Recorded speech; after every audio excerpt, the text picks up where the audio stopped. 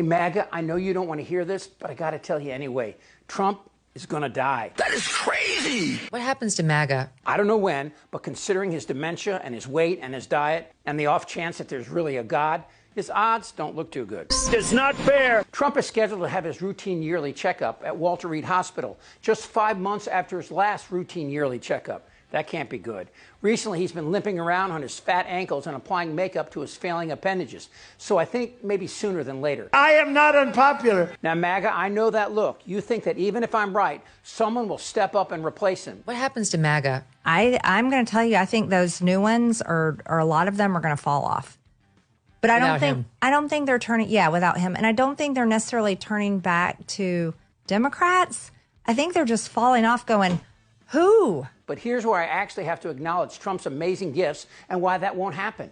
Trump is a remarkable specimen, an evil, sociopathic, malignant narcissist, much like the many dictators we've seen over the last century. But dictators are usually a one-off, most of their success driven by their personalities and the fear that used to drive the opposition down. I mean, who replaced Hitler, Stalin, Mussolini, Pol Pot, etc.? America is for Americans and Americans only. You see, there isn't anyone in MAGA who can do what Trump does. And while that might seem like a compliment of sorts, me saying that, hey, there's no Hitlers in your party, it's not a compliment. None of Trump's cast of ball-licking cuckolds have the experience or temerity to pull off another coup. For two reasons. Vance, Miller, Cruz, Lomarco, Patel, this is nothing but dandruff. They have a long history of hating Trump until Trump threatened them, and then they tuck back their junk and join the party. But after Trump croaks under the weight of his massive gut, these little boys will try and fade into obscurity. But that won't work, because there will come a time when the people doing Trump's evil will face the type of retribution Trump is currently putting his perceived enemies through. And I think that's already going through the minds of many supporters. What happens after Trump? We need to release the Epstein list. You see, Trump almost single-handedly made 80 million Americans abandon their Judeo-Christian ideals and replace them with Trump's dark brand of humanity. Trump surrounded himself with white supremacists, rapists, and misogynists. Childless cat ladies. And somehow that virus connected with millions of America's Waffle House brigade.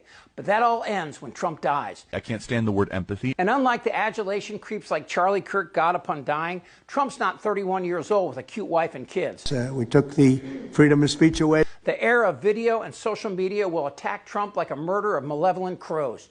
No, this human skin tag will always be the face of what happens when a nation gets lazy and pretends everything will be fine, which it isn't and won't be for a while.